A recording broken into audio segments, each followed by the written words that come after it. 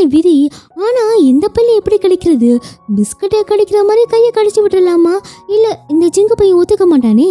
Phone இருந்தாலாச்சும் அதை ஒன்னா பாக்குற மாதிரி கடிச்சு வைக்கலாம். அதுக்கும் இங்க வழி இல்லைன்னு பாக்கா. அப்ப இவனே வந்து பக்கத்துல உட்கார இதான் சரியான நேரம்னா அவன் மூக்க கடிச்சு விட்டுறா. இவனும் பாவமா ஏண்டின்னு பாக்க இவனாலையும் சிரிப்பை கண்ட்ரோல் பண்ண முடியல. ஆனா அவ இப்படி இருக்கிறது இவனுக்கு ரொம்ப ஹாப்பியா கிடைக்கு. அடுத்த லீப்லையும் உங்களுக்கு தெரியுமா, பக்கத்து நாட்டுல சூனியக்காரி இருந்தாலாம். அவளை சடனா காணுமா.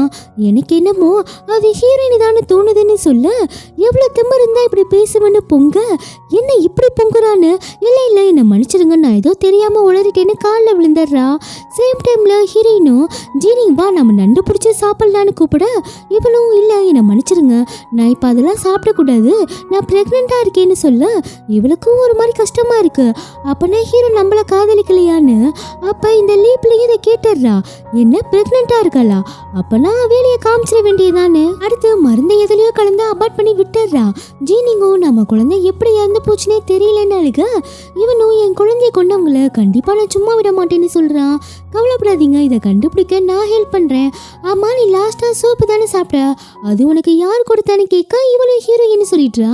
நினைச்சேன் எனக்கு அப்பவே தெரியும் அவதான் இதை பண்ணிருப்பான்னு சொல்ல, இவனும் தப்பு யார் பண்ணாலும் அவங்களுக்கு ஜெயில் தான், இதுல எந்த மாற்றமும் இல்ல, அதனால நீ உள்ள போக ரெடியா கடுன்னு சொல்ல, என்ன நானா? ஆமா நீயே தான், உனக்கு ஒரு ஷாக் கொடுக்கவா. ஃபர்ஸ்ட் ஜீனிங் பிரெக்னென்ட்டாவே இல்ல, என்னோட கான்குபைன் எல்லாம் நீ டார்ச்சர் பண்றதா கேள்விப்பட்டேன். நீ எந்த அளவு போறன்னு தெரிஞ்சுக்கிறதுக்காக நானும் ஜீனிங்க இப்படி ஒரு பிளான் போட்டோம். நீ அதுல அழகா சிக்கிட்டேன்னு சொல்ல, இவளும் இதெல்லாம் ஒட்டுக்கிட்டு கிடப்பா. அப்பனா நம்பால நம்மளதான் லவ் பண்றான்னு இவளுக்கு குஜாலாவா கிடக்கு. இவளும் என்ன மன்னிச்சிருங்க நான் தெரியாம பண்ணிட்டேன்னு சொல்ல, என்ன தெரியாம பண்ணிட்டியா? ஒரு குழந்தைய கொல்ல பிளான் பண்ணிருக்க, உன்னை நான் மன்னிக்கணுமா? நீ கண்டிப்பா ஜெயிலுக்கு தான் போகணும், அப்பதான் உனக்கு புத்தி வரும்னு சொல்ல, அடுத்து இவனே ஹீரோயினை பார்த்து என்ன கல்யாணம் பண்ணிக்கிறியான்னு கேட்க, அப்ப ஜிங்கும் வந்து இதற்கு தானே ஆசைப்பட்ட பாலகுமாரி சட்டுன்னு ஓகே சொல்லுன்னு சொல்ல, இங்க பாருங்க நான் உங்ககிட்ட கொஞ்சம் பேசணும். ஏன் என்ன பண்ணிட்டு கிடக்க, நீ வாய முடிட்டு கிளம்பு. இவனும் அப்ப நீ யார் கூட தாண்டி பேசிட்டு கிடக்குன்னு பாக்கான். என் பைத்தியம் அவன்கிட்ட எதுவும் சொல்லி தொலையாத, நம்ம மிஷினே ஃபெயிலியர் ஆயிடும்னு சொல்ல, எனக்கு அதை பத்திலாம் கவலை இல்ல. இங்க பாருங்க நான் சொல்றது உங்களுக்கு கொஞ்சம் வித்தியாசமா தான் கிடக்கும். நான் இந்த உலகத்தை சேர்ந்தவ கிடையாது, நான் மாடர்ன் உலகத்தை சேர்ந்தவ. நான் எதுக்கு இங்க வந்தேன்னா உங்களை கல்யாணம் பண்ணிட்டு இந்த நாட்டுக்கு ராணி ஆகணும், இதான் என்னோட டார்கெட். அப்படி கல்யாணம் ஆயிட்டா நான் உங்களை விட்டு என்னோட உலகத்துக்கு போயிடுவேன். ஆனா என்னால உங்களை விட்டு போக முடியாது, அதனால நம்ம கல்யாணம் பண்ணிக்க வேணாம். உங்களுக்கு என்னை பார்த்தா பைத்தியம் மாதிரி தான் தெரியும், ஆனா இதான் உண்மைன்னு சொல்ல ஜிங்கும் கடுப்பாகி போயிடுறான். இவனும் நான் உன்னை நம்புறேன்னு சொல்ல இவளுக்கும் ரொம்ப ஹாப்பியா கிடக்கு. இவங்க ரெண்டு பேரும் இப்பதான் ஒரு நல்ல அண்டர்ஸ்டாண்டிங்கே வராங்க. காடு மேடுன்னு சுத்திட்டு கிடக்க, ஆனா அதுக்குள்ள ஒரு அசுர சக்தி ஜீனிங்க கொண்டு அவ உடம்புக்குள்ள புகுந்துருது. அதுக்கப்புறம் ஆளே மாறிடுறா. கண்ணாடிய பார்த்து நான் திரும்ப வந்துட்டேன்னு சொல்ல, அப்ப இவளும் ஹீரோக்கு ஏதேதோ கலந்து கொடுத்து அவன் கண்ணுக்கு ஹீரோயின் மாதிரி தெரிஞ்சு அவளை வசியப்படுத்திடுறா. இவன் நடவடிக்கை வித்தியாசமா இருக்கவும் இவளும் வந்து உனக்கு என்ன ஆச்சு, நீ ஆளே மாறிட்டேன்னு கேட்க, இவளும் பட்டுன்னு நான் ஒன்னும் ஜீனிங் கிடையாது, அவளெல்லாம் என் கூட கம்பேர் பண்ணாத. ஆமா ஹீரோயினை பத்தி உன்கிட்ட எதுவும் சொன்னது இல்லையா? என் பேரு தான் யாங்ஸோ, அவன் என்ன கல்யாணம் பண்ணிக்கிறேன்னு தான் வாக்கு கொடுத்துருக்கான்னு சொல்ல ஹீரோனுக்கு செம்ம ஷாக்கு. அப்ப ஹீரோ வர பாத்தீங்களா என்ன சொல்லிட்டு கிடக்கான்னு, இவரை நம்பாதீங்கன்னு சொல்ல, ஆனா ஹீரோ எப்படி கேட்பான், அவனை தான் வசியப்படுத்திருக்காளே, இது மாதிரி பேசுறவளை வச்சுக்காதுன்னு ஹீரோனை திட்டி விட்டுறான். இவளுண்டே ஜிங்கு நீ தான் எல்லா வித்தியும் பண்ணிவியே, ஹீரோ இப்ப பெரிய பிரச்சனையில மாட்ட போறான், ஏதாச்சும் ஹெல்ப் பண்ணி தொலைடான்னு சொல்ல, இவனும் அந்த சோனியாக்காரி இந்த நாட்டை ஆட்டைய போடணும்னு நினைக்கிறா. ஐயோ இப்ப நான் என்ன பண்றது, சரி போய் தொலை, நீ போய் இந்த லீப்லைய பாருன்னு சொல்ல, அப்ப இவளும் வந்து நான் உனக்கு ஹெல்ப் பண்றேன், உன்னை இங்க இருந்து கூட்டிட்டு போறேன். ஆனா இப்ப நம்ம நாட்டுக்கும் எதிரி நாட்டுக்கும் போர் நடந்துட்டு இருக்குல்ல, உன் அண்ணன் கூட அங்கதானே கிடக்கான், அங்க என்ன நடக்குதுன்னு கேட்டு சொல்லு. ஏன்னா அந்த சூனியக்கார பிள்ளை எதிர்நாட்டுல தான் இருந்தா, இவ ஏன் இங்க வரணும், அப்ப போர்ல ஏதோ நடக்குது, ப்ளீஸ் ஹெல்ப் பண்ணு யோசிச்சு சொல்லுன்னு போறான். ஆனா இவ ஏதோ ஹீரோனுக்கு ஹெல்ப் பண்ணிடுவாளோன்னு அவளுக்கு சாப்பாட்டுல வெஸ்தா கலந்து முடிச்சு விட்டுறா. இவனும் இதெல்லாம் பார்த்து இதெல்லாம் எப்படி நடக்குதுன்னு கோவப்பட, இவளும் ஒன்றும் தெரியாத பிள்ளை மாதிரி நான் வந்து பார்க்கும் போதே இவ இறந்துட்டா, இந்த ஸ்வீட்டை கூட இவளுக்காக ஹீரோனி தான் பண்ணி கொடுத்தா, அவ தான் கொண்டு இருக்கணும், ஏன்னா இவங்க ரெண்டு பேருக்கும் தானே ஆரம்பத்துல இருந்தே ஆகாது. அப்ப இவனும் இதை பத்தி இன்வெஸ்டிகேட் பண்ணுங்க, எனக்கு யாருன்னு தெரிஞ்சே ஆகும்னு சொல்ல, இவளும் எனக்கு ரொம்ப கஷ்டமா கிடைக்கு, அவன் என் கூட இப்பெல்லாம் பேசக்கூட மாட்டான், எனக்கு ஏதாச்சும் ஹெல்ப் பண்ணடா ஜிங்குன்னு சொல்ல, நான் உன்னை வேலை பார்க்க வர வச்சா நீ என்ன வேலை பார்க்க சொல்றேன்னு கத்து கத்த. அடுத்து சோனியாக்கார பிள்ளையும் வேலையை ஆரம்பிச்சுட்டான். ஹீரோயின் அப்பா வர சொல்லி, இது மாதிரி உங்க பொண்ணோட ரூம்ல சோனியாக்காரோட ட்ரெஸ் கிடக்கு, எனக்கு என்னமோ அது உங்க பொண்ணு இல்லைன்னு தோணுது, எதுக்கும் நீங்க பார்த்து சொல்லுங்கன்னு சொல்ல, அப்ப இவரும் போக இவளுக்கு எப்படி தெரியும் இவர. அப்ப ஐயா வாங்க வந்து உட்காருங்க, உங்களுக்கு என்ன வேணும் கேட்க, உன்னை பெத்ததுக்கு ஒரு வாய் சோறு கூட வேணாம். ஐயோ இவர் தான் அப்பா போலன்னு பார்க்க, சரி இந்த பாப்பாவை தெரியுதான்னு கேட்க, இவளும் கொஞ்சம் ஓவர் ஆக்டா, என் தங்கச்சி எனக்கு தெரியாதா, ஏ சோனியாக்காரி யார் நீ, தகப்பா என்ன கேள்வி இது, நான் தான் உங்க பொண்ணு, சும்மா நடிக்காத, நீ எனக்கு ஒரே பொண்ணு, இவ சுந்தரி அக்கா பிள்ளை, இவ கூட தான் நீ எப்பவும் விளையாடுவ, ஆனா உனக்கு இவ்வளவு தெரியலனா நீ கண்டிப்பா என்னோட பொண்ணு கிடையாதுன்னு சொல்ல, அப்ப சோனியாக்காரியும் இவ உங்க பொண்ணு கொண்டுட்டு தான் உடம்புல வந்திருக்கா, இவளை வெளியே விட்டா இன்னும் எத்தனை பேரை கொல்லுவாளோன்னு ஹீரோ முன்னாடி பேச, இவனும் அவளை உடனே ஜெயில போடுங்கன்னு சொல்லிடுறான். வழக்கம் போல இவனும் ஜிங்கு எங்க தாண்டா இருக்கன்னு கேட்க அவனும் வந்துடுறான். டே ஜிங்கு எனக்கு இங்க இருக்கவே பிடிக்கல, ஒரே நாத்தமா அடிக்குது, என்னை சீக்கிரம் வெளியே கொண்டு போன்னு சொல்ல, என்னை பார்த்தா உனக்கு எப்படிமா தெரியுது, அவன் உன்னை கல்யாணம் பண்ணிக்கிறியான்னு கேட்டப்பயே ஓகே சொல்லியிருந்தீங்கன்னா இந்த பிரச்சனை வந்திருக்குமா, ஐயா இனிமே உன்னை நம்பி பிரோஜனம் இல்ல, பக்கத்து நாட்டுல ஏதோ ஒரு பிள்ளை பாய்சன் குடிக்க போகுது, நான் என்னோட குழந்தையா பிள்ளைய வர வச்சு இந்த கேமை முடிச்சுக்கிறேன்னு போயிடுறான். இவளும் இனிமே மூஞ்சிலே முடிக்காதுன்னு சொல்லிட்டு அடுத்த செகண்டே ஜிங்கு வந்து தொலைடான்னு கதறிட்டு கிடக்கா. அப்ப இவனும் வந்து என்னை இன்னும் கல்யாணம் பண்ணிக்க ஆசைப்படுறியான்னு கேட்க, யாருக்கு வேணும் அதெல்லாம் ஒன்றும் தேவையில்லைன்னு சொல்ல, நீ உன்னை புரிஞ்சுக்கணும், நான் உன்னை கஷ்டப்படுத்துறதுக்காக ஜெயிலில் போடல, நான் உன்னை காப்பாத்துறதுக்காக ஜெயிலில் போட்டேன், எனக்கு அவதான் சூனியக்காரின்னு நல்லாவே தெரியும், அவளால உனக்கு எந்த பிரச்சனையும் வந்துடக்கூடாதுன்னு தான் அவகிட்ட நடிச்சுட்டு கிடைக்கேன்னு சொல்ல, இவளுக்கும் ரொம்ப ஹாப்பியா கிடக்கு.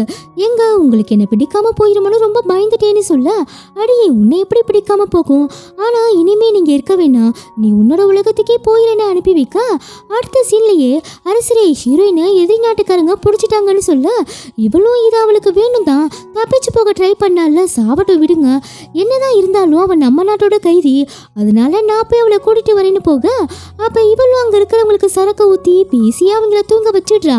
இவனும் இவளுக்காக மார்வேஷம் போட்டு வந்திருப்பான். அடியே என்னடி பண்ணிட்டு கிடக்குன்னு கூட்டிட்டு போக, அப்ப ஒருத்தன் ஹீரோ மேல அம்ப விட்டுறான். எல்லாம் இவ பிளான் தான் போல.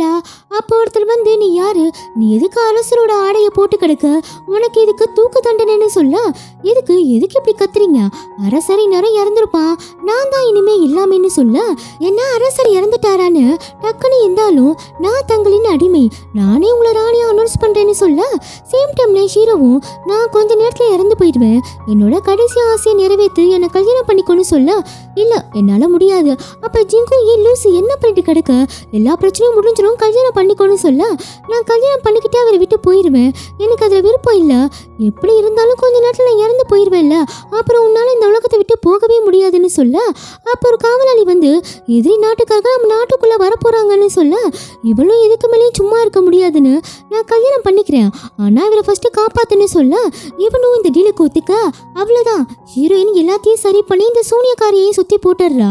அப்பவும் அரசரை இவ பேச்சை கேட்காதீங்க, இவதான் சூனியக்காரி, அடியே உன்னை பத்தி எல்லாம் விசாரிச்சாச்சு, போதுண்டி படமே முடிய போகுதுன்னு சொல்ல, ஆமா இது எல்லாமே என்னோட பிளான் தான், நான் தான் யாங்ஸு இந்த நாட்டை அடையணும் ஆசைப்பட்டேன், ஆனா இவ என்னோட எல்லா திட்டத்தையும் முறியடிச்சிட்டான்னு கத்த, இவனும் நீ இவ்வளோ கேவலமா நடந்துப்பன்னு நான் எதிர்பார்க்கல, நான் சின்ன வயசுல அவன் கூட பழகினதுக்கே நான் வெக்கப்படுறேன், இவளை கூட்டிட்டு போங்கன்னு உத்தரவு போட, இவனும் கொஞ்சம் கொஞ்சமா ரெக்கவர் ஆயிட்டு வரான். இப்ப இவளும் பார்த்துட்டு உங்களுக்கு பரவாயில்லையான்னு கேட்க, நான் உன்னை விட்டு செத்து போயிருவேன்னு ரொம்ப பயந்துட்டேன், என்ன பேசுறீங்க, நான் அப்படிலாம் நடக்க விட மாட்டேன், ஏன்னா நான் உங்களை ரொம்ப லவ் பண்றேன்னு சொல்ல, நானும் உன் கூட வாழணும்னு ரொம்ப ஆசைப்படுறேன்னு சொல்ல, மிஷன் கம்ப்ளீட் ஆகுது. ஹீரோயினும் மாடல் வேலைக்கு போயிடுறா.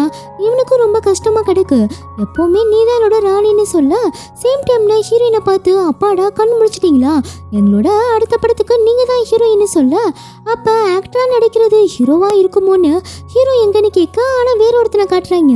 இவளுக்கும் செம்ம கடுப்பா கிடக்கு, இல்ல என்னால நடிக்க முடியாதுன்னு சொல்லிடுறா. அப்ப ஜிங்கும் வந்து, இந்த லைஃப்ல நீ ஹீரோயினா ஆகணும் தானே ரொம்ப ஆசைப்பட்ட, அப்புறம் ஏன் வேணான்னு சொன்னேன்னு கேட்க, உண்மைதான் அது என்னோட ட்ரீமா தான் இருந்துச்சு, ஆனா அதை விட லைஃப்ல காதல் ரொம்ப முக்கியம் இல்லைன்னு ஃபீல் பண்ண, ஜிங்கு அவன் ஃபீலிங்கை புரிஞ்சுட்டு நீ அவனை பார்க்க ஆசைப்படுறியான்னு கேட்க இவளும் கண்டிப்பான்னு சொல்ல ஜிங்கு அனுப்பி வைக்கிறான். ஆனால் இந்த தடவை ஹீரோ கண்ணுக்கு ஹீரோயின் தெரியல.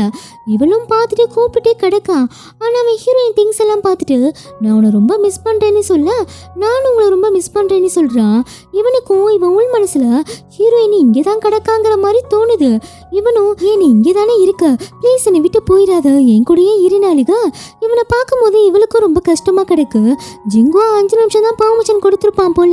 மறுபடியும் மாடர்ன் வேலைக்கே வந்துடுறா. அப்போ இவன் சோகமாக கிடக்கிறத பார்த்துட்டு என்னால் உனக்கு ஒரு கிஃப்ட் தர முடியும். ஒன்று என்னன்னா இந்த வேர்ட்லேயே நீ நினச்ச மாதிரி டாப் ஹீரோயினாக இருக்கிறது. 2வது ஹீரோ நீ தான் டிசைட் பண்ணணும்னு சொல்ல எனக்கு என்னோட லவ் தான் முக்கியம்னு சொல்லிடுறா. தலையிலத்தை யாரால மாற்ற முடியும், அவனே உன்னை தேடி வருவான்னு சொல்ல இவளும் அவங்களுக்குள்ள நடந்த கியூட்டான மொமெண்ட்லாம் நினைச்சிட்டே நீ எங்க இருக்க, ப்ளீஸ் என்கிட்ட வந்துருன்னு சொல்லிட்டே போறான். ஆனா எங்க தேடியும் கிடைக்கல. இவளால அழுகையை கண்ட்ரோலே பண்ண முடியல. அப்ப ஒருத்தன் கர்ச்சி பண்ணிட்டு பார்த்தா நம்ம ஹீரோ தான். இவ்வளோ ஹாப்பியா ஹக் பண்ணிக்கிறா. இனிமே 2 பேரும் இந்த வேர்ல்ட்லயே ஹாப்பியா லைஃபை ஸ்டார்ட் பண்ற மாதிரி காமிக்க இந்த டிராமாவும் அழகா முடியுது.